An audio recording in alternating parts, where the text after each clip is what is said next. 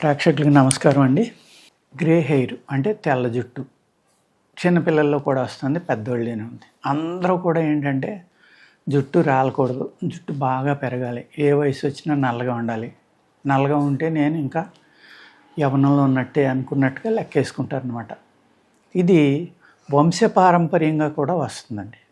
కొందరు ఫ్యామిలీల్లో ఏమవుతాయంటే 20 ఏళ్ళు 30 ఏళ్ళు వచ్చేటప్పటికే జుట్టు నెరిసిపోతూ ఉంటుంది. అలాగే ఈ జుట్టు నెరిసిపోవడానికి అనేక రకాల కారణాలు ఉంటాయండి.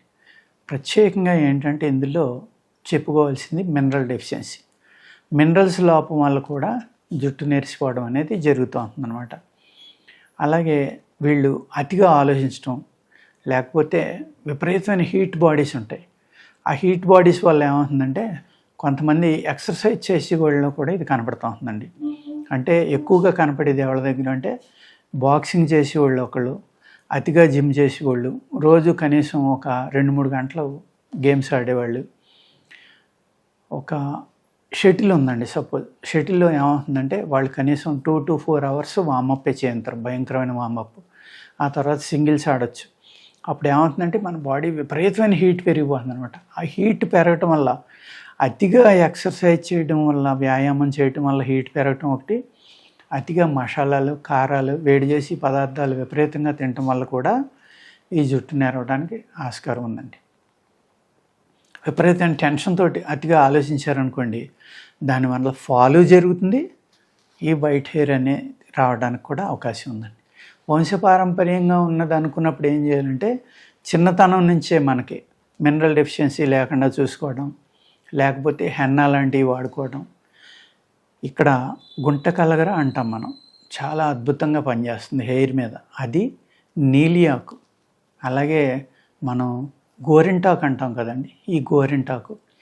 ఈ 3 రకాలు కనుక మీరు సంపాదించుకొని ఈ 3 వాటిని జాగ్రత్తగా 3 సమభాగాలు తీసుకుని వాటిని ఏం చేస్తారంటే మీరు పేస్ట్గా తయారు చేసుకోండి, చూర్ణంగా కాకుండా.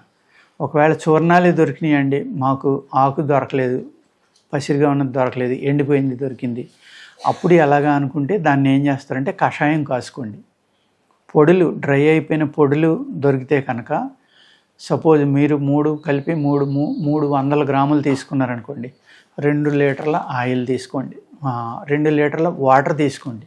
తీసుకుని దాన్ని అర లీటర్ అయ్యేదాకా మరగబెట్టండి సన్నటి మంట మీద.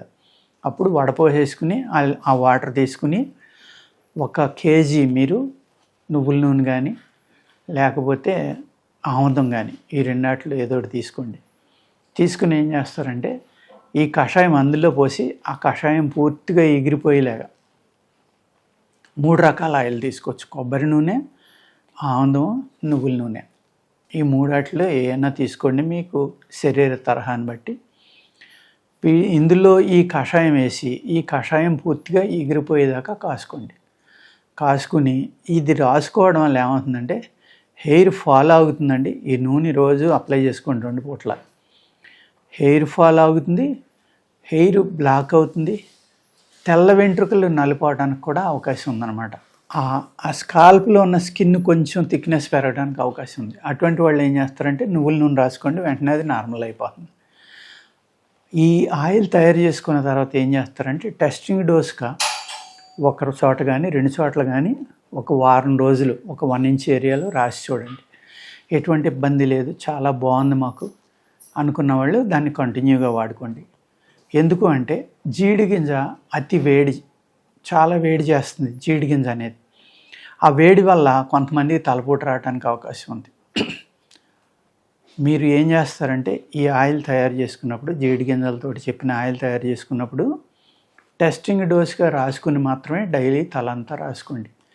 వేడి శరీరాలు, మైగ్రేన్ పెయిన్ ఉన్న వాళ్ళు ఏంటంటే ఒక్కొక్కసారి ఈ ఆయిల్ రాయడం వల్ల తలపోటు పెరగడానికి అవకాశం ఉంది. లేదు మంచి అనుభవం ఉన్న డాక్టర్ కానీ, లేదు ఫార్మసీ అంటే మెడిసిన్స్ తయారు చేయడానికి లైసెన్స్ ఉన్న ఫార్మసీలో తయారు చేసిన కానీ ఆయిల్స్ కానీ వాడుకోండి.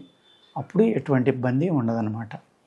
అందుకు మీరు వైట్ హెయిర్ రాకూడదు, లేకపోతే హెయిర్ గ్రోత్ బాగుండాలి, హెయిర్ ఫాల్ ఉండకూడదు అనుకుంటే నేను ఈ వీడియోలో చెప్పిన 2 ఫార్ములాలు చాలా జాగ్రత్తగా చేసుకుని, ముందర ఫార్ములా అయితే ఎటువంటి ఇబ్బంది లేదండి.